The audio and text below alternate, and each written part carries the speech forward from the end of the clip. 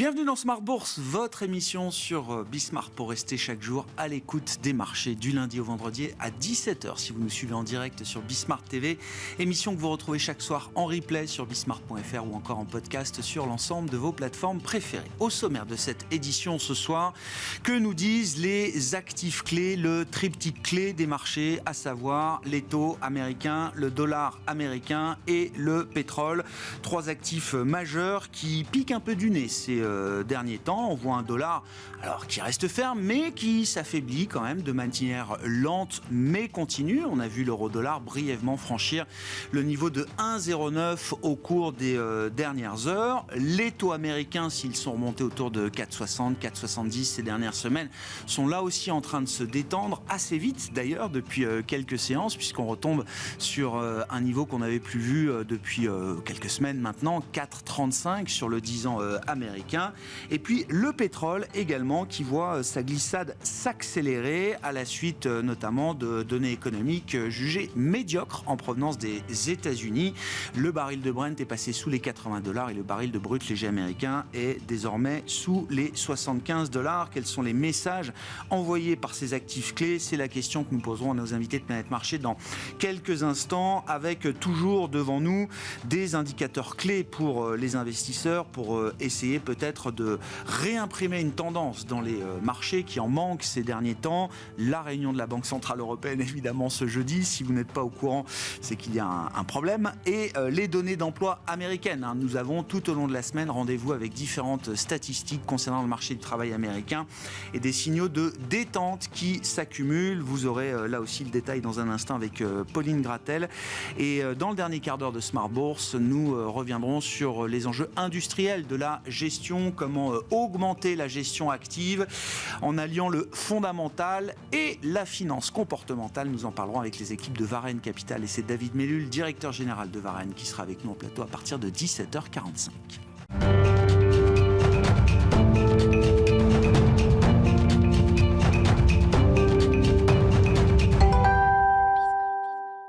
Mais d'abord, tendance mon ami, chaque soir en ouverture de Smart Bourse, les mouvements du jour sur les marchés avec vous, Pauline Gratel. Bonsoir Pauline. Bonsoir. Comme on le voit depuis plusieurs semaines, les marchés sont toujours dans une phase de consolidation, d'hésitation, et en ce début de mois de juin, la prudence reste le maître mot. Oui, la prudence, c'est vraiment le mot d'ordre aujourd'hui. L'ensemble des bourses européennes recule. Le CAC 40 a même lâché 1% au cours de la séance, retombant quasiment au niveau des 7900 points avant de se ressaisir un petit peu. Notez qu'au niveau mondial, c'est le marché indien qui est le plus regardé aujourd'hui. Les investisseurs ont opté pour la correction après les gains d'hier.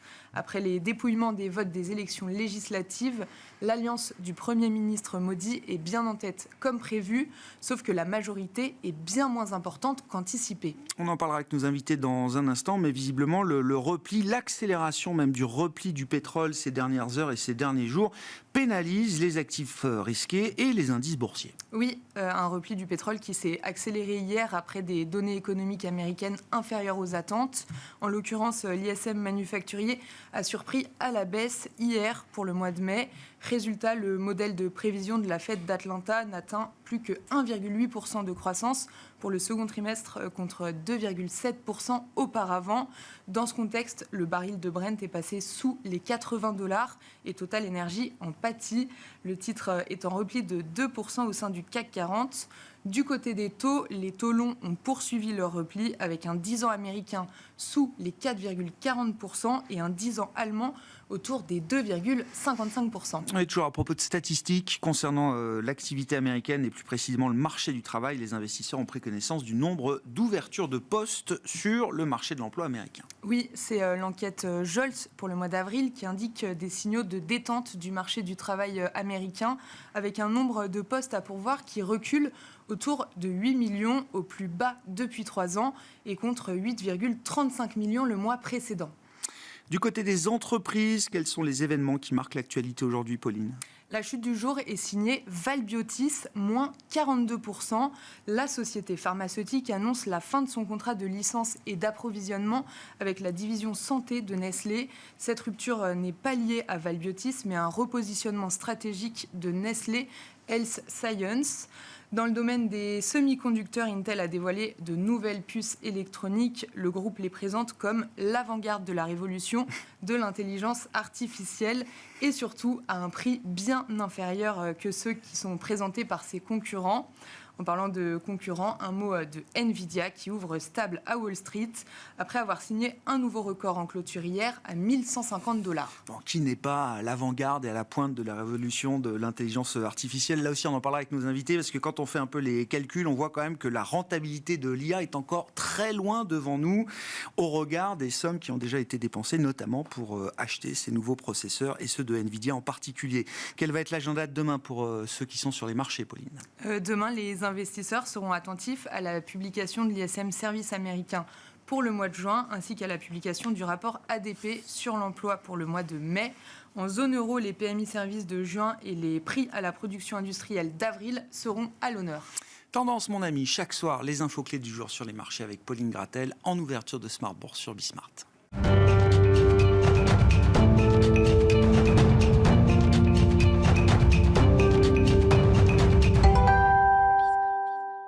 Trois invités avec nous chaque soir pour décrypter les mouvements de la planète marché. François Cholette, à nos côtés, le président de Montségur Finance. Bonsoir François. Bonsoir. Étienne Gorgeon nous accompagne également. Bonsoir Étienne. Bonsoir. Vous êtes responsable de l'activité obligataire de Sansot Yes, membre du comité d'investissement de Sansot également. Et Christian Parizeau à nos côtés. Bonsoir Christian. Bonsoir. Ravi de vous retrouver. Vous êtes économiste et président d'Altaïr Economics. Quand on cherche un peu sa boussole sur les marchés, généralement, je me réfère à ce qu'on m'a appris comme étant les actifs clés, les actifs majeurs, le dollar, les taux, le pétrole.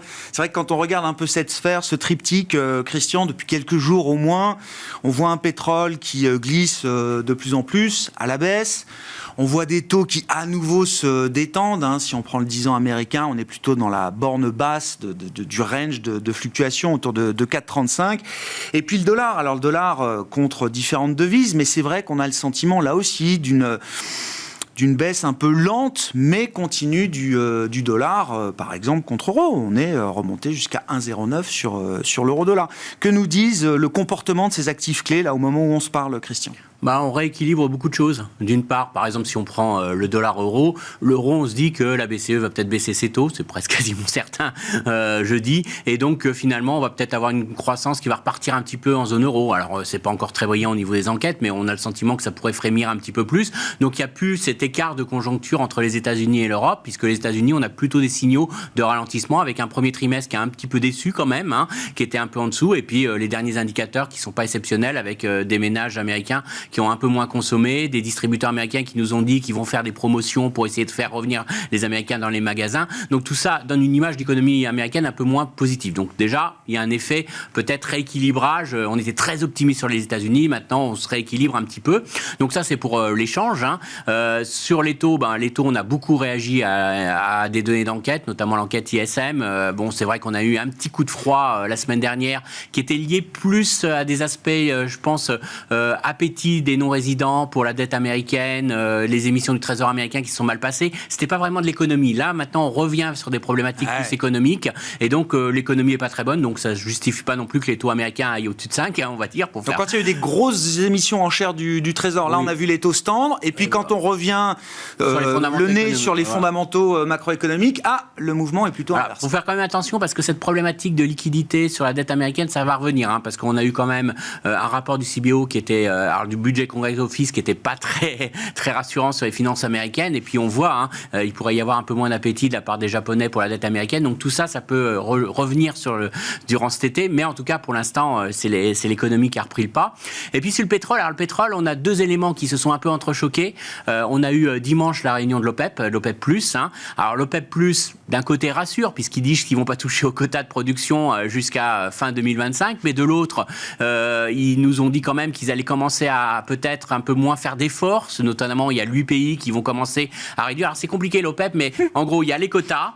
il y a il y a ce qu'on dit et ce qu'on fait, quoi. Voilà, ce que je fais en supplément des quotas et ce que j'ai volontairement enlevé en plus. Ouais. Donc, si vous voulez, il y a 3 strates. Et ce qui se passe, c'est qu'il y a la strate où j'ai volontairement réduit ma production qui va progressivement disparaître. Donc ça, c'est pas bienvenu parce que ils disent qu'ils vont donc il y aura plus de barils sur le marché. Ils vont mettre plus de barils sur le marché à un moment où le marché s'inquiète de la demande. Ah ouais. C'est-à-dire que si vous aviez eu derrière des statistiques super bonnes en Europe, aux États-Unis, et que l'OPEP nous dise je vais mettre un peu plus de barils, bon, c'était pas la cata. Là, ça intervient à un moment où ils disent on va le faire à partir de septembre, quel que soit, finalement, on n'a pas vu de signaux sur la demande pour l'instant, et donc ça, c'est ça qui inquiète un petit peu Supétrol. Même donc, si à côté des déceptions économiques américaines, il y a quand même des bonnes surprises en Europe et en Asie. Enfin, les enquêtes conjoncturelles dans le reste du monde ont plutôt tendance à remonter.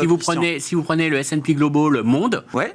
On est plutôt sur une phase d'accélération de l'activité industrielle. Ouais. Donc c'est pas mauvais. Mais je pense que les marchés ont été très focalisés, comme toujours, sur les États-Unis, sur le fait qu'aux États-Unis, on n'a pas vraiment une reprise, notamment les stocks d'essence qui restent assez élevés. Donc on se dit les ménages américains, ils consomment pas, ils prennent pas leur voiture. Qu'est-ce qui se passe ? Vous savez qu'on rentre dans la driving saison avec depuis la semaine dernière, donc on va attendre des statistiques là avec impatience, mais c'est vrai qu'il y a une petite fébrilité par rapport aux États-Unis à la demande américaine. La Chine, bon, c'est compliqué à suivre la Chine et on n'a pas de visibilité très forte sur ce qui se passe réellement sur l'économie chinoise. Vous n'avez qu'à voir les enquêtes. C'est comme aux États-Unis, on a une enquête qui nous dit que ça va mieux, une autre qui nous dit que ça va moins bien. Donc après ça, allez anticiper la demande de pétrole en Chine. Donc tout ça à très court terme, je dirais, il y a eu un mauvais message très clair de la part de l'OPEP+, parce qu'ils auraient mieux fait de rien dire sur leur plutôt que d'annoncer dès septembre on va recommencer à mettre des barils, et finalement quelque part ils auraient pu attendre l'été, voir un peu comment ça se passait au niveau de la demande cet été, et là on sent qu'ils sont pressés, ils sont un peu avancés dans leur forward guidance. Juste pourquoi ils l'ont fait, pourquoi la logique, c'est qu'ils ont un vrai problème, c'est qu'ils ont peur de perdre des parts de marché. C'est-à-dire qu'on arrive maintenant qu'ils ont réussi à stabiliser les cours du pétrole par leur baisse volontaire, mais ils s'aperçoivent qu'ils perdent des parts de marché et que derrière les États-Unis, l'américain est au max. Et donc finalement, à un moment donné, c'est pas tenable pour l'OPEP parce que leur capacité à contrôler le pétrole, s'ils perdent en part de marché, ils ne l'auront plus. Ouais. Donc quelque part, on voit qu'il y a un peu, à un moment donné, il y a un corner, et c'est un peu ça qui fait un peu réagir les pétroles. Étienne, votre sentiment par rapport au dollar, taux, pétrole, là, ce que j'appelle le triptyque clé, est-ce que ça nous dit que le marché est aujourd'hui beaucoup plus focalisé sur les dynamiques d'activité et que le marché considère... Alors le narratif évolue, mais c'est vrai qu'il y a 2 mois, on était dans un no landing américain, no cut, voire hike, hausse de taux au prochain mouvement. Là, on a l'impression qu'on revient à quelque chose, alors qui tient plus peut-être du soft landing, voire à nouveau des inquiétudes d'un soft landing qui pourrait dériver vers quelque chose d'un peu plus récessionniste, si j'ose le mot. Oui, c'est vrai. Alors, c'est vrai que les marchés sont devenus tellement data dependent, tout le monde est data dependent. Et donc, quand les données vont dans un sens et dans un autre d'une semaine à l'autre, les marchés suivent exactement les données. Donc, il y a 3 semaines, les données n'étaient pas terribles aux États-Unis. Il y a 2 semaines, elles étaient superbes. Là, elles sont pas terribles. Et du coup, sur les treasuries, on voit des plus 20, moins 20, ce qui fait quand même des mouvements de quasiment 80 centimes, 1%, qui sont assez spectaculaires et qui rendent au passage cette classe d'actifs un peu compliquée pour des fonds qui sont sensibles au sujet de volatilité. Moi, si on prend un tout petit peu de recul, ce que j'aime bien regarder, c'est que depuis le pivot de la Fed l'année dernière, pour moi, on est dans cette phase, si on essaye de styliser le cycle économique et de marché, on est dans cette phase d'accélération de l'économie américaine. 3-4, 1-3, 3-4 au 4e trimestre, 1-3. Mais on est dans cette phase où le marché dit, les taux sous-performent le marché du crédit, le crédit lui-même sous-performe le marché des actions. Grosso modo, depuis le début de l'année, on peut dire qu'on est là. Et là, il y a 2 situations. Il y a soit on continue dans cette direction et les taux devraient reconverger normalement vers les Fed Funds Rate, c'est à peu près la logique, sauf accident de type banque, commercial real estate ou autre, mais on devrait continuer à... Donc des taux low qui tangenteraient 5%, quoi. Qui tangenteraient, et puis une mauvaise adjudication à droite à gauche, et c'est vrai qu'il y a quand même des problèmes d'équilibre entre l'offre et la demande. Enfin bref, même si la Réserve fédérale fait un peu d'espace, il y a ça. Et de l'autre côté, et c'est vrai que les marchés en fonction de s'ils regardent le verre à moitié plein ou à moitié vide, ils peuvent se dire, et notamment pour des investisseurs comme moi qui ont du mal à croire au soft landing, moi j'ai toujours pensé que l'économie américaine, soit elle accélérait, et qu'à ou c'est boom ou c'est bust, quoi. À la fin de l'accélération. Oui, parce qu'en fait, on n'a jamais vraiment vu de soft landing sur une période prolongée aux États-Unis, c'est plutôt des périodes intermédiaires. Et c'est vrai que le marché, s'il a envie de se faire peur, il pourrait se faire peur. Moi, je pense que c'est un peu tôt. Je pense que c'est un tout petit peu tôt. Toutes les données que je peux voir avec les indicateurs avancés, on voit clairement un ralentissement.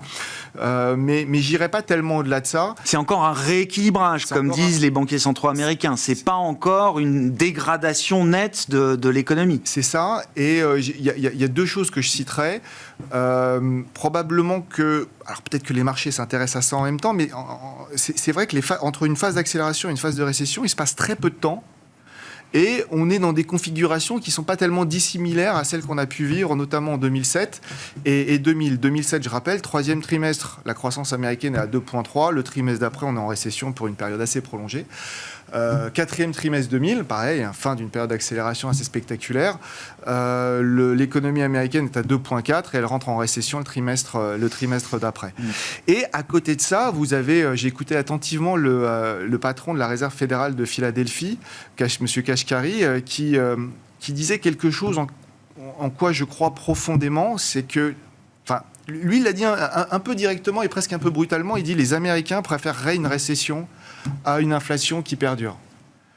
Et quand je vois les instituts de sondage qui mettent toujours en avant, pour l'instant, plutôt Trump versus Biden, je me dis qu'il y a quelque chose qu'on rate. C'est-à-dire que quand on a un S&P au plus haut, un taux de chômage au plus bas, des fonds de pension extrêmement bien dotés, normalement gageurs d'une réélection assurée, on s'aperçoit que cette réélection, elle n'est pas du tout assurée pour Biden, voire même... parce que vous avez la moitié des Américains qui pensent que l'économie américaine est en récession. Va pas bien du tout. Oui, et que le marché action est en baisse. Voilà. Oui, non mais... Après, on peut développer, hein, et on le retrouve partout. Vous regardez, je crois que on regarde le S&P au premier trimestre, on a quasiment fini les earnings. Moi, je suis fasciné. Vous prenez les 5 premières boîtes, ça fait 65% de croissance des revenus. Vous prenez 495 boîtes qui font moins 6,5 de mémoire, et à la fin, vous êtes à plus 7.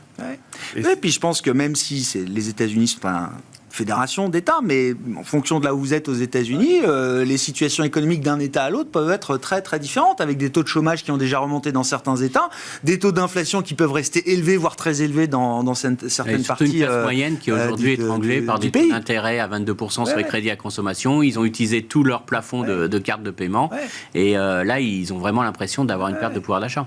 Ils ont pris 2 fois l'inflation, ces gens-là. Ils ont pris l'inflation des prix et puis l'inflation des taux d'intérêt, puisque eux, en fait... se financer pour pouvoir consommer, donc c'est l'enfer pour... Bon, il y a eu aussi le revers, il y a eu des augmentations de salaire, il y a eu un patrimoine qui a pu, pour ceux qui en ont, qui a pu prospérer, etc. C'est très inégal, ça, pas de doute là-dessus. Que vous inspire cet environnement, François? Et puis, si le marché commence à s'inquiéter un peu de la dynamique américaine, est-ce que c'est le bon moment pour des investisseurs globaux de s'intéresser ou de se réintéresser à l'Europe, puisque nous, on a quand même un petit décollage macro et une BCE qui va accompagner en partie, en tout cas, ce mouvement. Et des marchés qui, effectivement, ne sous-performent pas en Europe vis-à-vis des États-Unis depuis maintenant plusieurs trimestres, ce qui est... Donc quand on ne sous-performe pas, c'est déjà bien. C'est déjà... D'accord. Je vais essayer de redonner du positif. Bien sûr. On est entre 2 périodes de publication trimestrielles. C'est souvent la période, surtout en juin, où on commence à s'éloigner du contact avec le terrain, la réalité, etc. Et c'est vrai qu'on se focalise un peu plus sur les chiffres macro. Et c'est vrai que je partage le diagnostic. Les chiffres macro montrent un léger ralentissement aux États-Unis qui est en train de se mettre en place. Est-ce que c'est le prémisse d'un plongeon ? On n'en est pas persuadé, nous. Est-ce que les marchés sont en train de consolider ? Visiblement, oui, y compris les grands indices américains. Et c'est vrai qu'il y a des petits signes de faiblesse. La concentration des performances et des contributions aux performances de l'S&P 500, c'est majeur. C'est de pire en pire, même. La première fait 34% de la perte de l'indice. Les 5 premières font plus de 60%. Donc c'est juste sur 11% de performance depuis le début de l'année, quelque chose d'assez notable. Et à l'intérieur de ces 500, on a maintenant un nombre croissant d'entreprises qui sont passées en dessous de leur moyenne mobile, c'est-à-dire qu'ils sont plutôt en train d'être dans des consolidations. Et quand les gérants fondamentaux commencent à regarder les moyennes mobiles, c'est que... Non, mais ça veut dire qu'on a un marché qui est quand même fait du tri en permanence. Et, techniquement, il y a des indicateurs techniques qui sont pas forcément très bons, quoi. Et quand on regarde les performances d'un certain nombre de segments, y compris dans la tech, je pense que les logiciels par exemple, on voit des sacrées sanctions. Donc il y a un marché qui fait beaucoup de tri dans cette période, et c'est vrai qu'on va se reconnecter dans quelques semaines maintenant aux publications semestrielles. Et je pense, en tout cas pour l'instant, qu'on devrait avoir plutôt des bonnes surprises.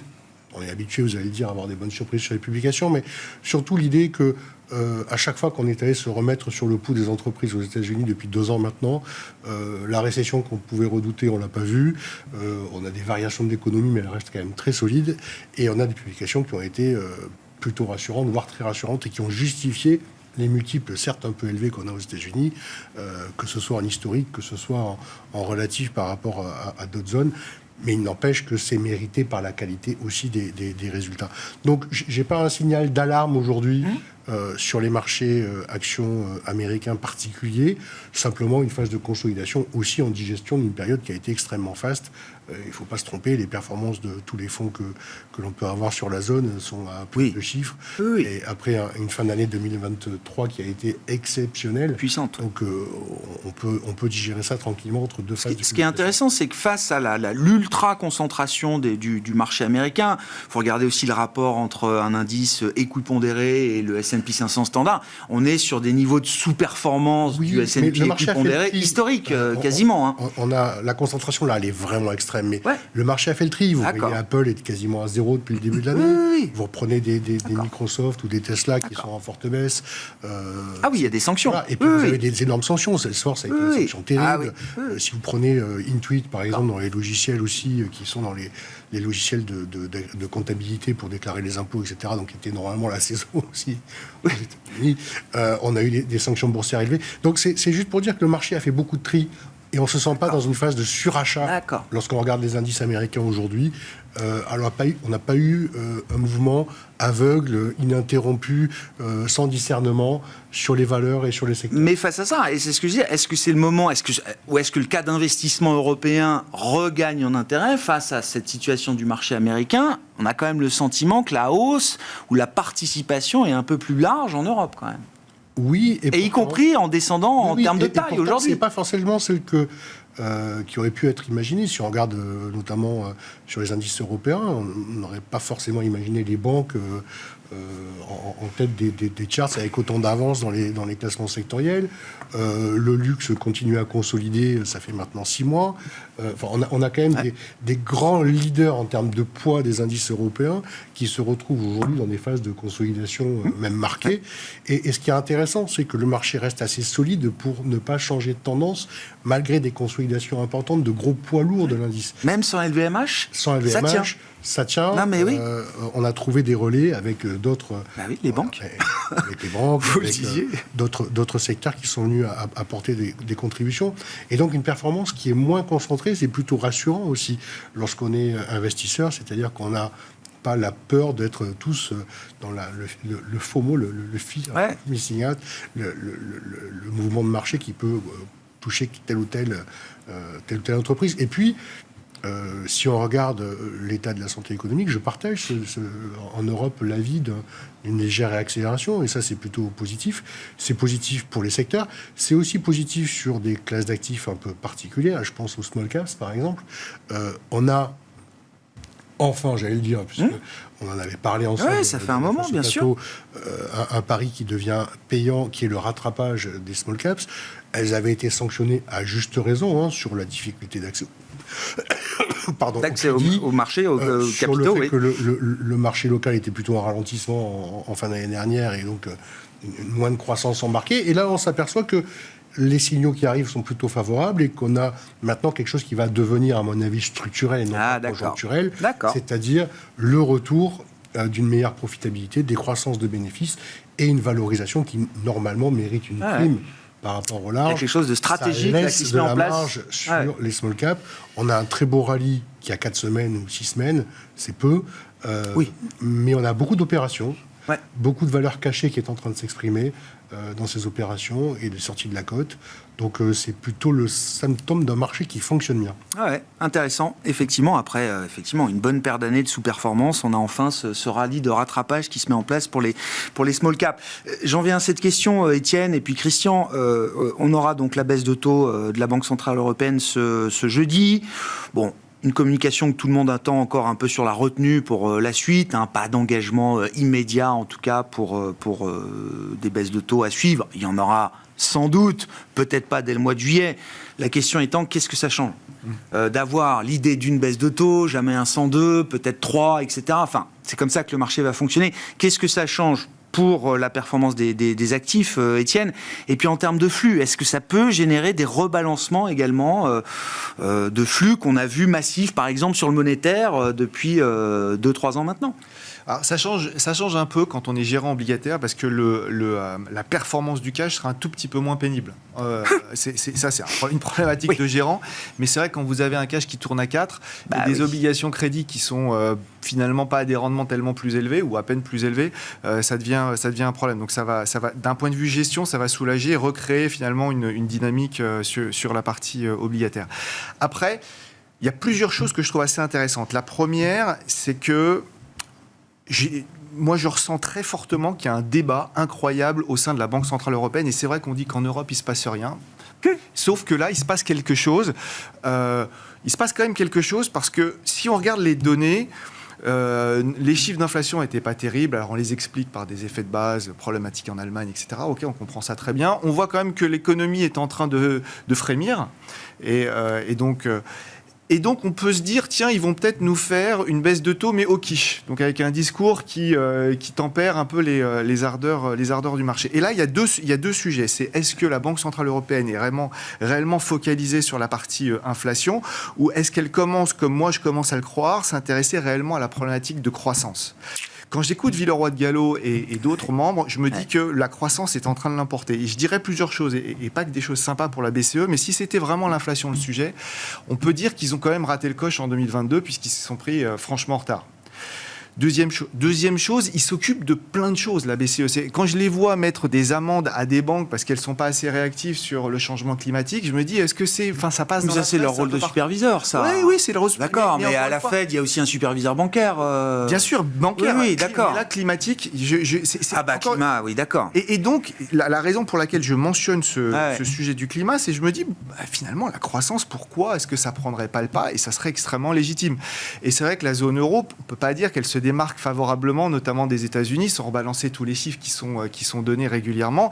Sur les 10 dernières années, les États-Unis mettent 10 points de croissance réelle à l'Europe. Et il y a un vrai sujet à un moment où la dette devient un peu pesante. Donc, moi, j'ai l'impression qu'il y a à l'intérieur de la BCE, et probablement que ça touche évidemment le débat politique, chercher à influencer la BCE pour qu'elle regarde un peu plus la croissance à un moment où l'inflation n'est pas encore totalement battue. Et je ne suis pas sûr au passage que quand ils disent qu'ils vont arriver à la cible en 2025, moi personnellement, je ne crois pas beaucoup. Ah bon? Parce qu'il y a des dynamiques, à moins qu'il y ait une récession et qu'on change d'environnement, mais si rien ne devait changer, il y a quand même des dynamiques. La question d'arriver à la cible, c'est de savoir, est-ce qu'on arrive à la cible et est-ce qu'on rebondit, ou est-ce qu'on arrive à la cible et est-ce qu'on arrive à maintenir une stabilité financière qui reste quand même le cœur du mandat de la Banque Centrale Européenne. Les indicateurs à court et à moyen long terme, je me dis que ce dernier Miles, comme on l'appelle, il est super dur. Quand on a des salaires à 4,5, il faudrait qu'ils baissent ces salaires avant de... Enfin, il y a quand même... Ils vont baisser. Il y a plein d'indicateurs avancés qui nous disent que 4,5, c'était au premier trimestre.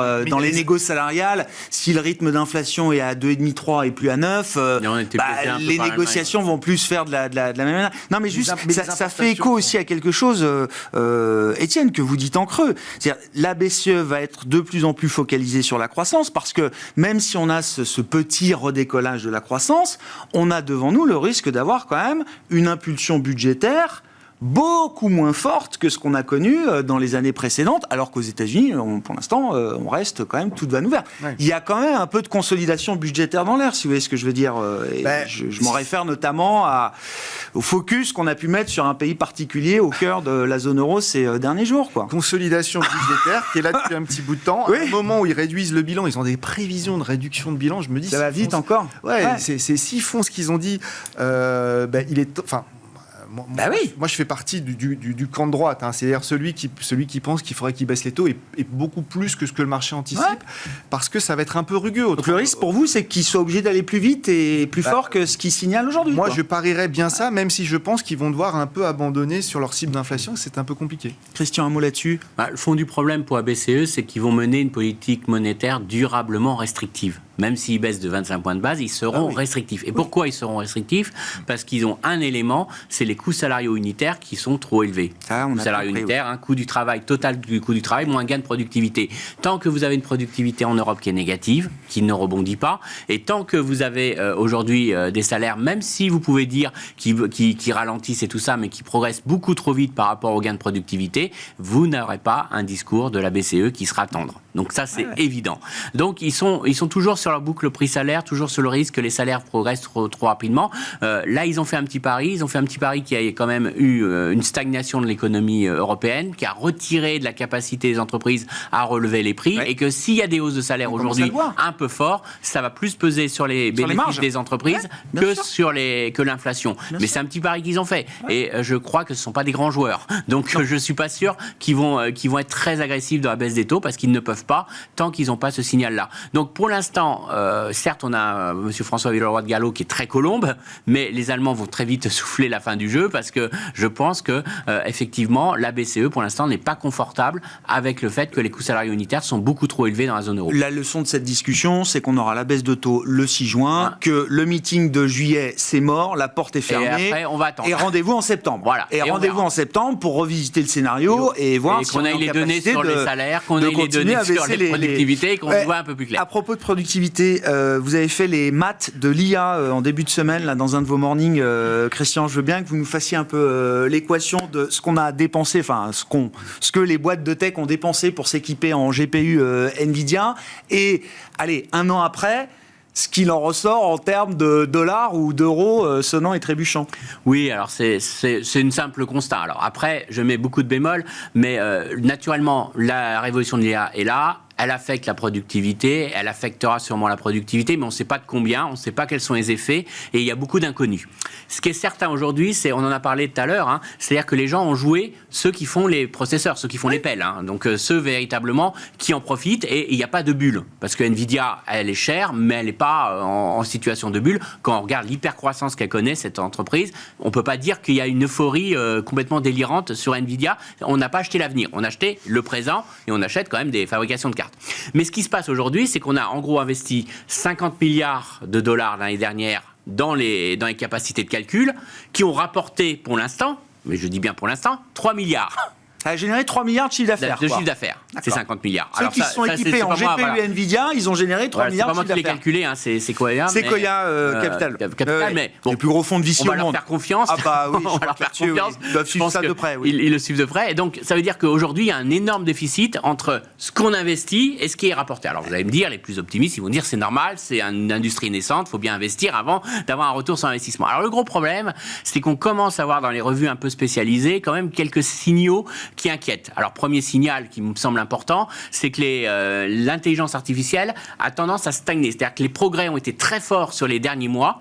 On a nourri de plus en plus l'intelligence artificielle avec des datas et ça a beaucoup amélioré leur performance, mais aujourd'hui ça commence à stagner. D'accord. Alors pourquoi ça stagne ? Il y a plusieurs éléments. D'une part parce qu'on n'a plus énormément de data en plus à mettre, et puis surtout on s'est aperçu qu'il y avait beaucoup de mauvaises data qu'on a mis, notamment sur Internet, et vous avez vu les réponses un peu de Gemini qui dérapent. C'est parce qu'ils ont absorbé des datas de forums de discussion où on parle des fois de manière peu sérieuse. J'ai vu une IA de Google, je crois que c'est celle de Google, qui disait oui, pour le fromage sur la pizza il faut mettre de la colle pour que le fromage sur la pizza. Et je vous passe les autres exemples. C'était une blague sur forum qui est ressortie. Et du coup, on voit par exemple que OpenAI a signé un contrat avec Le Monde, avec les médias. Une demi-douzaine de médias aujourd'hui. Pour pouvoir accéder à leur historique et avoir peut-être des données un peu plus fiables. Mais ce qu'on est en train de s'apercevoir surtout, c'est qu'on n'aura pas forcément beaucoup de progrès dans l'intelligence artificielle. Et donc, on va avoir plein de modèles qui s'équivaut. Est-ce que Gemini sera très différent de ChatGPT ? En gros, on va stagner. Ça pose un problème. Parce que si toutes les IA sont au même niveau, c'est-à-dire que c'est de la commodity. C'est-à-dire, un jour, moi, je vais aller voir Gemini, si ChatGPT me fait une promotion, je vais aller voir ChatGPT. Donc, il n'y a pas forcément... Deuxième élément qu'on s'est aperçu, c'est que les IA, on ne peut pas le développer dans tous les milieux économiques, parce qu'on n'a pas les datas, on n'a pas la fiabilité des datas, et on n'a pas les phases d'entraînement qui sont nécessaires. Donc oui, on peut faire peut-être facilement une dissertation où on peut imiter un auteur, mais on ne pourra peut-être pas répondre à un besoin professionnel. Troisième élément qu'on est en train de s'apercevoir, c'est que beaucoup de gens utilisent l'intelligence artificielle, mais peu le payent encore aujourd'hui. Vous avez à peu près 3 cadres sur 4 qui utilisent l'intelligence artificielle dans leur travail, mais surtout à des fins gratuites, à des fins de résumé, mais ceux qui payent, c'est à peine un tiers des entreprises. Donc ça veut dire qu'aujourd'hui, l'IA qui rapporte est vraiment à un petit niveau. Donc voilà, il y a plein d'autres choses. C'est un business model en construction. C'est un business model en construction, mais surtout, on ne sait pas le retour sur investissement. Et on commence à se dire, c'est est-ce qu'il n'y aura pas une énorme déception sur le retour? Donc après, qu'on corrige, que les marchés sanctionnent les éditeurs de logiciels, on a vu Adobe et tout ça qui sont pénalisés, ok, mais à un moment donné, je me dis, on va se poser la question, est-ce que les GAFAM vont encore investir autant si éventuellement il n'y a pas de retour sur investissement, et donc à ce moment-là, Nvidia sera forcément sanctionné. Donc il y a quand même un vrai problème derrière ça sur la rentabilité de ces puces Nvidia en termes de chiffre d'affaires derrière. Il y a toute une courbe, effectivement. Enfin, il y a un historique autour de l'adoption des nouvelles technologies, des ruptures, etc. L'adoption, il y a cette loi qui nous dit, mais il y a cette loi qui nous dit qu'on a toujours tendance à surestimer à court terme l'impact d'une rupture ou d'une nouvelle technologie. On a peut-être surestimé un peu à court terme l'impact de l'IA, et peut-être qu'à très long terme, on sous-estime en revanche l'impact et les changements. En tout cas, s'il y a une correction, ça viendra à mon avis de cet élément-là. Bon, vous le disiez tout à l'heure, on a vu effectivement dans le software, et c'était pas intuitif de se dire qu'on allait voir des gadins comme ça dans les grosses boîtes de logiciels. Sur des métiers par abonnement, c'est-à-dire que sur des métiers où il y a une récurrence prévisible du chiffre d'affaires. Pour revenir sur le dossier Nvidia, quand on dit que c'est pas très cher, c'est quand même très cher. Moi, je suis frappé de voir, on a oublié, je pense tous, la capacité de l'ensemble du secteur à venir rattraper à un moment donné, puisque il ne faut pas se tromper, les principaux clients d'NVIDIA, que sont Amazon, Meta... ils ne vont pas se laisser dicter le prix par NVIDIA. Donc, j'ai déjà pris les devants d'aller voir les autres fondeurs pour essayer de co-développer des puces concurrentes pour ne plus être prisonniers à court terme, ou à très moyen, enfin, en termes de 1 ou 2 ans, de la capacité... Ils savent ce que c'est que des monopoles, les GAFAM. Ils savent très bien ce que c'est. Et puis, donc c'est juste pour dire que je ne crois pas au modèle où on puisse multiplier à l'infini les taux de croissance qu'on a sur Nvidia et les marges. Voilà. Et d'ailleurs, je suis assez surpris de la précipitation dans laquelle ils annoncent des nouveaux produits. Ils avaient largement le temps, et pourtant, tous les trimestres, ils annoncent des nouvelles générations. Parce qu'ils ont les chaînes d'approvisionnement, et aujourd'hui, ils ont bloqué les chaînes d'approvisionnement pour la concurrence. Pour sauter de génération. Et donc, ils essayent de bloquer. Vous savez, c'est des chaînes qui sont aujourd'hui, quand elles ne sont pas utilisées, elles sont louées à d'autres personnes. Je vous prends un exemple, TSMC. Pourquoi Apple a mis le dernier processeur dans ses derniers iPads? Parce que les chaînes d'approvisionnement, les chaînes de TSMC étaient libres. Et donc, Apple en avait vraiment besoin pour son iPhone en septembre. Et donc, pour éviter que la chaîne d'approvisionnement de TSMC soit louée à un concurrent d'Apple, Apple a mis le dernier processeur dans ses iPads pour bloquer la chaîne d'approvisionnement à sa concurrence. Et là, ce qu'on est en train de faire Nvidia, c'est la même stratégie, c'est-à-dire qu'ils sont en train de bloquer ce qu'on appelle les mémoires très puissantes qui vont à bicanal, qui sont mis que par Samsung, SK Hynix, qui sont les deux principaux fournisseurs. Ils sont en train de préempter leur production pour bloquer justement l'arrivée d'AMD et d'Intel sur ce marché-là. En Europe, on a des acteurs aussi, on a ASML. Qui fournit malgré tout l'ensemble du secteur, avec beaucoup de visibilité, des ratios de valorisation qui sont chers mais acceptables en ce qui me concerne, et j'estime que ça fait partie des dossiers qui permettent d'aller sur les semi-conducteurs avec peut-être un petit peu moins de risques. De la même façon, quand on achète du Microsoft, on parlait de la monétisation de l'intelligence artificielle. Microsoft est déjà dans cette monétisation, au même titre d'ailleurs que Google. Ils parviennent à facturer massivement sur leur suite Microsoft 365 cette intelligence artificielle qui s'appelle Copilot. Et aujourd'hui, c'est toute une génération de nouvelles machines qui viennent avec un surcroît de chiffre d'affaires qui est d'ores et déjà prévu et calibré. Et c'est de l'incrémental pour Microsoft qui est déjà basé sur, je dirais, des croissances très impressionnantes et des valorisations, là aussi, beaucoup plus modestes finalement par rapport à la qualité de la formation de ce chiffre d'affaires et à sa pérennité. Bon, je crois qu'on peut trouver d'autres façons d'aller chercher des thématiques liées à l'IA. Oui. Voilà. Apple est pour l'instant totalement absent, mais c'est une question de jour, puisqu'on va entendre IA répéter 282 fois à la prochaine WWDC qui va annoncer les nouvelles versions d'iOS. Je ne sais pas quand c'est, mais c'est la prochaine conférence des développeurs d'Apple. D'accord. Pour faire un résumé dans c'est 292 IA qui seront répétées à l'ensemble de la conférence pour essayer de rattraper le retard pris par Apple. Mais là aussi, on est encore une fois dans la capacité de monétiser rapidement, parce que ce sont des gens qui ont directement accès à l'usage aux consommateurs. Et là aussi, on est sur des valorisations qui sont redevenues assez raisonnables. Donc on arrive aujourd'hui à investir sur les valeurs de tech américaines, peut-être en évitant les grosses erreurs et en ayant des dossiers. Un dernier qui me paraît... J'ai été absent de Tesla pendant des années. Ça fait partie des titres qui sont rentrés récemment en portefeuille après un parcours boursier absolument catastrophique. C'est devenu value ? Mais c'est devenu plus que value. Mais si plus vous que prenez value. Tesla comme un constructeur automobile, ça ne l'est pas. Mais si vous le prenez comme un acteur majeur de la robotique et de l'intelligence artificielle, effectivement, vous avez finalement un acteur qui a accumulé plus de données et de centres de calcul que beaucoup d'autres concurrents et qui aujourd'hui est sur des valorisations qui sont après tout raisonnables par rapport à l'historique et par rapport au potentiel incarné, puisque là, pour le coup, on a vraiment l'application directe de ces métiers-là. Bon, si on fait un petit tour de table sur l'horizon de placement là, des prochains mois, les enjeux du deuxième semestre, pour marketer un peu l'histoire, Étienne, qu'est-ce que vous dites chez Sanso IS ? Est-ce qu'il y a des changements à attendre dans le régime, le fonctionnement du marché, dans les schémas de marché qu'on observe ? Alors voilà, je prends la séquence depuis novembre dernier, le puissant mouvement de revalorisation des actifs risqués qui cale un peu depuis avril-mai, mais voilà, est-ce qu'on est juste dans une consolidation et on repart, ou est-ce qu'il y a des changements à attendre devant nous maintenant ? Consolidation horizontale. Voilà.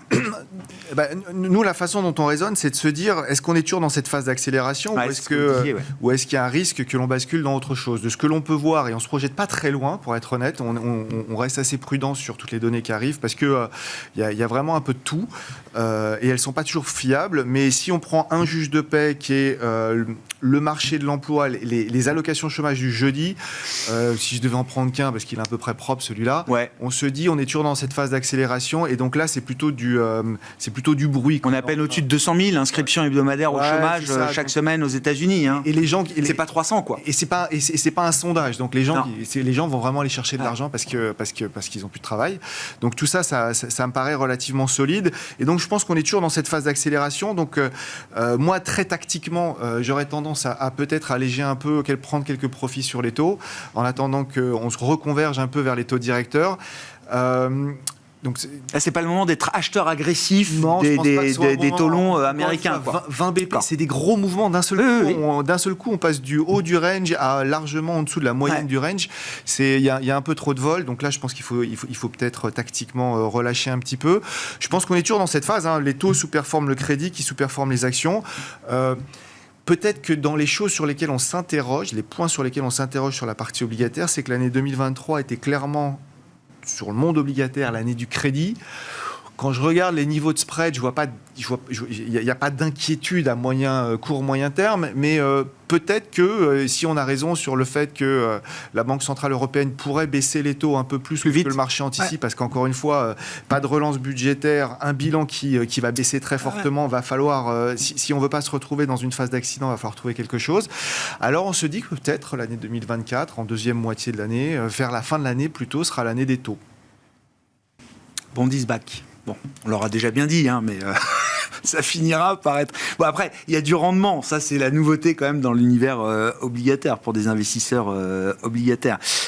Christian, sur la logique de marché qui nous attend, et je ne sais pas, est-ce que les baisses de taux, c'est bon pour les actifs risqués ? Est-ce que ça peut permettre de soutenir encore la dynamique des actifs risqués ? Ou est-ce qu'à un moment, il y a un petit sell the news ? Ou est-ce que les mauvaises nouvelles peuvent être prises comme des mauvaises nouvelles par les investisseurs ? Oui, alors après, le gros problème, c'est qu'on manque de visibilité sur la partie économique. Vous avez qu'à lire les dernières minutes du dernier FOMC. Ils se sont écharpés entre eux pour savoir d'où venait l'inflation. Quand vous avez les banquiers centraux qui ne savent pas d'où vient l'inflation, on se dit, on n'est pas très rassuré pour l'avenir. Ils ont ont quand même des gens compétents dans leur équipe.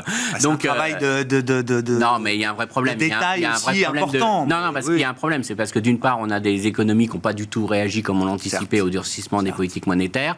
Alors, on peut s'en réjouir, mais ça a été dit tout à l'heure. Je pense qu'on aurait mieux aimé avoir une récession. Au moins, on était dans un cycle classique. Le coup de balai, ça purge, ça repart. Ça purge, et là, on comprend comment la ça Banque fonctionne. centrale, à ce moment-là, baissait ses taux et on rejouait un nouveau cycle. Là, le problème, c'est qu'on sent une économie qui s'essouffle. On a du mal à dire que l'économie américaine va beaucoup accélérer, parce que même, il faudrait quand même refaire des dépenses budgétaires importantes pour redonner de l'entrain. Ça va devenir compliqué sur l'obligataire américain. Donc, on sent que quand même, on a passé un point de rupture. On a quand même des taux aujourd'hui qui pénalisent quand même beaucoup de secteurs, et ça se rejoint par rapport à ce qu'on a dit. C'est-à-dire qu'aujourd'hui, quand vous regardez les petites et moyennes entreprises, l'immobilier commercial aux États-Unis, on n'en parle pas beaucoup, mais il y a des faillites qui se passent. Un consommateur américain qui a utilisé toutes ses lignes de crédit et qui maintenant les paye très cher et qui est asphyxié par ça. Donc on a le sentiment que quand même, on ne peut pas retourner sur des rythmes de croissance très forts. C'est moins solide, quoi. Donc c'est beaucoup moins solide, et donc il ne faut pas beaucoup pour que ça chute. Et le problème, c'est que ça ne chute pas. Alors tant que ça ne chute pas, on n'est pas dans... Donc on a un manque de visibilité. Donc pour moi, le monétaire reste toujours très agréable, parce qu'on a quand même un mouvement de désinflation, on a des banquiers centraux qui vont pas baisser agressivement les taux, donc finalement on a toujours cette concurrence du monétaire, et puis on manque d'idées pour le reste, parce que tout le reste est cher, et ce qui ne l'est pas en bourse aujourd'hui, c'est risqué d'y aller, parce qu'il y a une récession. Donc vraiment, on sent qu'on est sur des marchés en attente, mais on est surtout en attente de ce que va faire l'économie, et on manque vraiment de visibilité, donc pour l'instant, le monétaire reste encore assez attractif. Comment l'économie pourra réagir aussi à quelques baisses de taux, puisqu'il y aura quand même sans doute quelques baisses de taux. Là, sur la logique d'investissement qui vous anime, alors je reste sur le monétaire, c'est une part significative de notre poids obligataire aujourd'hui. Pourquoi se priver? On l'a gardé. C'est vrai que dans la classe obligataire, il y a eu des belles contributions. Je pense notamment à tout ce qui était dette financière. Et le high yield, depuis un an, c'est magnifique en termes de performance. Donc ça permet aussi de rester plus court pour le reste de ce qui n'est pas à risque sur la partie obligataire. Dans la thématique des baisses des taux, elle amène d'autres idées. Il y a effectivement les small caps qu'on rappelait, et qui, à mon avis, sont encore une fois au début d'un mouvement de rattrapage un peu plus, en tout cas probablement plus dense que ce qu'il est pour l'instant. Si vous êtes confortable dans cette idée, vous avez une revalorisation qui a commencé dans le segment de l'immobilier coté. C'est un petit pari qu'on avait également mis dans les allocations et dont on avait parlé ensemble, parce qu'il y avait eu un rallye de fin d'année 2023, puis une phase de consolidation sur un petit trimestre. Il faut dire que le rallye avait été extrêmement puissant, et là on a vu que ça repartait même bien, avec des très belles données de publication de la part de ces entreprises-là, et quelques transactions plutôt rassurantes. Donc peut-être une deuxième thématique, voilà. Et puis dans les actifs qui restent peu chers et qui viennent de consolider un petit peu, mais qui n'ont pas franchi les points bas, la Chine. Les émergents.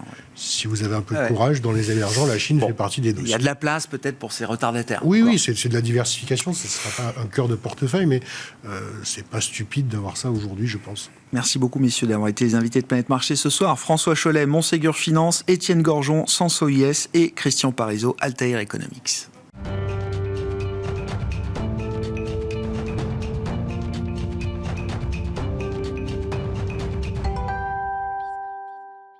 Le dernier quart d'heure de Smart Bourse chaque soir, c'est le quart d'heure thématique. Le thème ce soir, c'est celui de la... Alors je vais appeler ça la gestion active augmentée. C'est-à-dire comment est-ce qu'on peut aller au-delà des outils traditionnels fondamentaux du gérant pour essayer d'augmenter la performance. C'est quand même le but. Je vois David Mellul qui acquiesce. Bonsoir David. Bonsoir. Vous êtes directeur général de Varenne Capital. Vous allez nous rappeler effectivement les expertises historiques fondamentale de Varenne Capital. Et quand je dis gestion active augmentée, chez vous, ça a pris la forme de l'alliance entre l'analyse et la gestion fondamentale et les outils venant de la finance comportementale. C'est ça, David. 4 expertises historiques. Alors, vous allez mieux le dire que moi, mais c'est vos 4 moteurs de performance sur vos stratégies: long action, short action, les opérations d'arbitrage dans des situations spéciales, et puis la couverture sur des risques macro résiduels. Voilà, ça, c'est les 4 poches d'expertise de Varenne depuis le départ. Exactement, bravo. J'ai rien à ajouter, c'est parfait. J'ai révisé un peu. Et partant de là, qu'est-ce que vous avez voulu faire justement, puisque vous allez nous expliquer le processus qui a abouti au lancement de nouvelles stratégies aujourd'hui. Exactement. Merci. Je trouve le thème que vous avez trouvé très intéressant. J'aime bien. Bravo. Effectivement, si on revient un petit peu sur le métier du gérant actif, sur sa poche longue action, globalement, il y a un consensus. Je pense qu'on a à peu près tous la même approche. On cherche des entreprises de très bonne qualité qu'on va acheter dans un environnement favorable. Bon, en tout cas, c'était le cas chez Varenne, mais je crois qu'on n'est pas seul.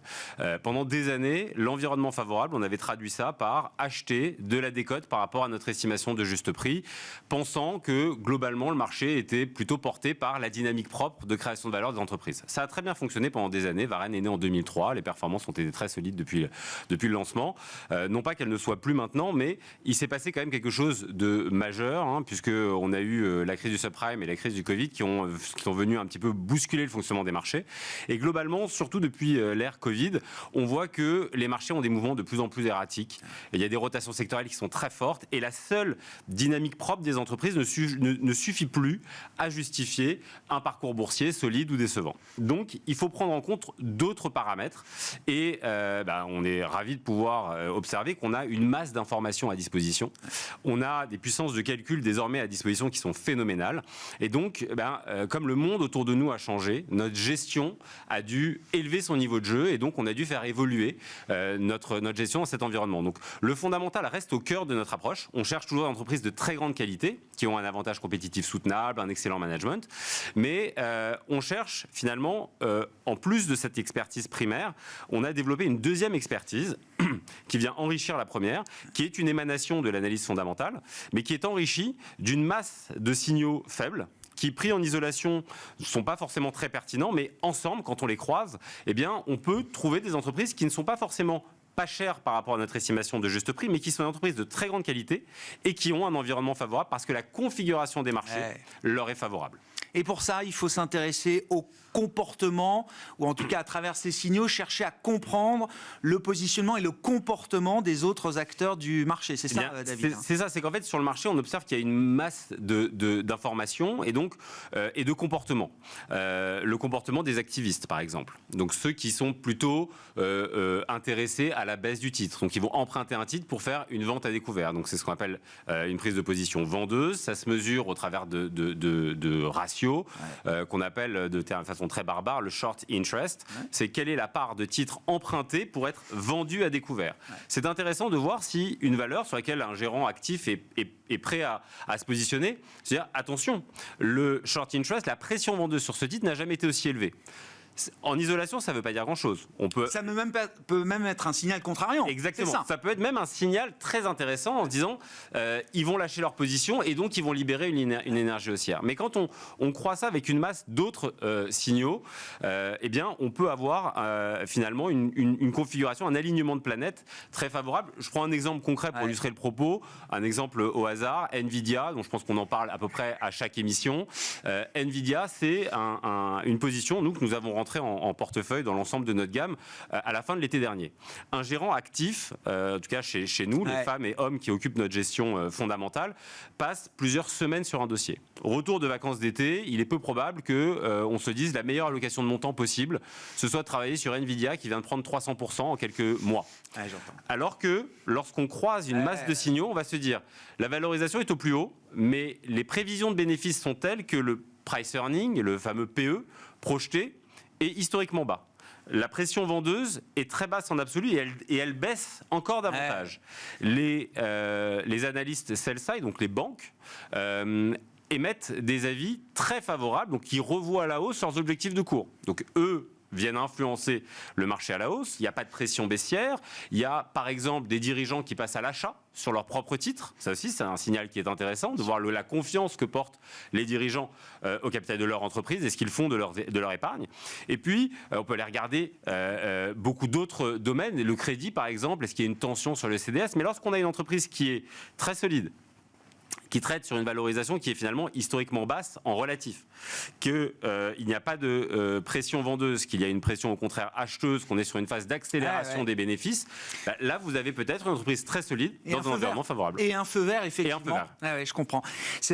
Quels sont les résultats que ça produit là sur les quelques mois maintenant pendant lesquels vous avez implémenté effectivement cette dimension comportementale? Et est-ce que dans la configuration de marché actuelle, vous arrivez à quantifier la part de la performance qui est liée justement à ces aspects comportementaux et la part de la performance qui est liée à l'aspect valeur intrinsèque de l'entreprise? Alors, les résultats qu'on observe, alors ça c'est déployé dans l'un de nos fonds, Varenne Global pour ne pas le citer, depuis 2021. Les résultats sont très solides. Dans l'ensemble de la gamme désormais depuis 2023 et on est tellement satisfait des résultats qu'on a décidé de faire un fonds pur. C'est ça. Sans les autres stratégies que vous avez énoncées en introduction, que du long. Donc vous avez désormais un autre fonds Action Internationale à disposition qui embarque les plus fortes convictions de l'équipe qui mêle le fondamental et le comportemental et de l'équipe qui ne fait que du fondamental. Et désormais, un fonds qui s'appelle Varenne Conviction, on n'a pas été très loin pour chercher le nom. Hein, oui. Et donc désormais, ça n'embarque que ces expertises-là. Et ce qu'on observe, c'est que lorsqu'on prend en compte des paramètres de marché, finalement, qu'on observe les pressions vendeuses, qu'on observe les avis des analystes, qu'on observe le crédit, qu'on observe le comportement des dirigeants, eh bien, on a des signaux qui nous invitent aussi parfois à la prudence, à couper une position peut-être un peu plus tôt. Et donc, on observe qu'il y a une volatilité qui est peut-être réduite, une génération d'alpha qui en découle, et donc dans l'environnement actuel, et ça ne veut pas dire que l'environnement actuel va être l'environnement qui perdurera dans le temps. Ça peut changer. Exactement. Mais dans l'environnement actuel, où le fondamental ne suffit plus, eh bien, cette expertise-là, elle nous semble particulièrement adaptée. Donc, l'essentiel aujourd'hui, ou on va dire 2/3 de la poche longue de l'ensemble de nos fonds, repose sur cette sélection de valeurs-là, 1/3 sur le fondamental, et on observe des résultats qui sont très solides. Ça a modifié en profondeur certaines de vos poches dans ces stratégies, David, depuis que vous avez mis effectivement le doigt dans ces outils comportementaux? Ouais, ça modifie. C'est pas une modification en profondeur, c'est une évolution. Globalement, c'est vrai que cette expertise-là, elle nous permet aussi de faire du risk management. C'est-à-dire qu'on utilise ces indicateurs-là sur la poche fondamentale. La conviction peut supplanter ces indicateurs-là, mais il est très pertinent de les prendre en compte. Et donc, on a le sentiment que désormais, on croise notre seule conviction avec une multitude d'autres dimensions qui viennent finalement nous donner des indications sur est-ce qu'on va rentrer dans un ventre mou de 18 mois quand on est un gérant long action, on peut garder ses positions pendant de nombreuses années. Parfois, il peut être opportun de dire temporairement ou pas, mais en tout cas maintenant, je pense que cette entreprise-là va plutôt décevoir, la configuration des marchés ne lui est pas favorable, et notre métier en tant que gérant actif, c'est précisément d'être agile. La gestion passive, elle embarque une liste de positions et puis elle les garde. Nous devons avoir... positif à 1 ou 2 ans ou à 1 an, mais me dire que sur le trimestre, peut-être qu'il vaut mieux que je sorte ou que j'allège la position pour y revenir le trimestre. Pour y revenir peut-être plus tard, si les signaux sont là, si l'opportunité est toujours là. Mais c'est le propre de notre métier. Ouais. Nous devons être agiles, avoir en permanence la meilleure allocation possible. Et donc, ces signaux-là sont très pertinents et donc aujourd'hui sont vraiment pris en compte et déployés sur l'ensemble de la poche longue de nos fonds. Ouais. Ça nous dit quoi des marchés aujourd'hui, David? Enfin, est-ce que c'est... j'aime pas dire que les marchés sont efficients ou pas efficients, parce qu'ils sont par nature forcément efficients. Enfin, je veux dire, à la fin de la journée, le marché a forcément... C'est le marché qui a raison. Forcément raison, surtout quand on est dans ce métier et en tant que gérant investisseur. Mais c'est des marchés quoi? Plus sophistiqués, plus... est-ce que l'informatisation, l'automatisation joue beaucoup? Est-ce que vous détectez plus de comportements moutonniers? On sort à nouveau d'une phase autour des mêmes stocks, alors qu'elle a duré 3 jours par rapport à 2021. Mais ces phénomènes-là, ils prennent de plus en plus d'importance tout le temps, j'ai l'impression. C'est beaucoup plus sophistiqué. On le voit même lorsqu'on est sur des conférences post-présentation de résultats. Quand les dirigeants sont en train de s'exprimer et qu'ils utilisent certains mots-clés, ou partagent certaines informations qui n'étaient pas dans le communiqué, on voit immédiatement une réaction sur le cours de bourse. Donc aujourd'hui, c'est infiniment plus sophistiqué. On ne peut pas se lancer dans la course à l'armement, donc il faut réussir à surfer la vague différemment, en tout cas prendre la vague de côté, parce que de face, on perdra face à des mastodontes qui ont des puissances de calcul qui sont phénoménales. Donc il faut réussir à toujours maximiser la valeur ajoutée, et pour ça, tous ces signaux-là et tous les investissements qui ont été faits, parce qu'on ne parle pas derrière des investissements qui sont phénoménaux, juste chez Varian Capital, on a 21 fournisseurs d'informations. Et donc, on voit la masse de données qu'il faut calculer. On a créé des postes chez nous qui n'existaient pas lorsqu'on a créé la société. Et je ne savais même pas qu'ils allaient naître un jour. Je suis un peu dinosaure. Mais effectivement, on voit aujourd'hui... c'est loin déjà. C'est très très loin. Et aujourd'hui, au centre de notre société de gestion, la colonne vertébrale de la société, c'est l'équipe de développement informatique. Bon, bah voilà, naviguer dans les marchés en 2024, ça implique tout ce que vous venez de raconter, effectivement, David, avec une alliance entre les convictions fondamentales, le socle qui reste bien sûr présent plus que jamais, et cette couche d'analyse comportementale pour optimiser la performance et le comportement des stratégies et des fonds. Merci beaucoup, David. David Mellul, directeur général de Varian Capital, qui était avec nous, l'invité de ce dernier quart d'heure thématique de Smart Bourse.